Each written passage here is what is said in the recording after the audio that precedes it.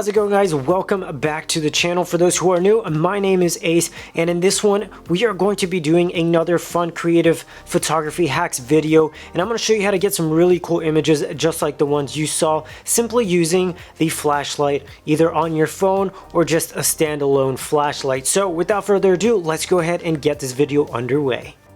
Now this is a little straightforward, however I do want to give you a couple of tips.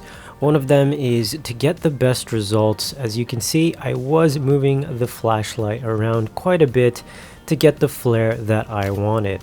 Once I found that, I went ahead and snapped the photo. Another quick tip is focus before you put the light in the lens, simply because your lens may struggle trying to hit focus with the flare on there otherwise. And guys, that is going to wrap up this fun creative photography video. I hope you did enjoy it. If you did, please be sure to give it a thumbs up. It really does help our channel continue to grow. And if you're not already subscribed, be sure to do so and hit that bell notification so you are notified as soon as we come up with fresh uploads, which is every week, by the way. So with that said, guys, thanks for watching, and I will see you all in the next one.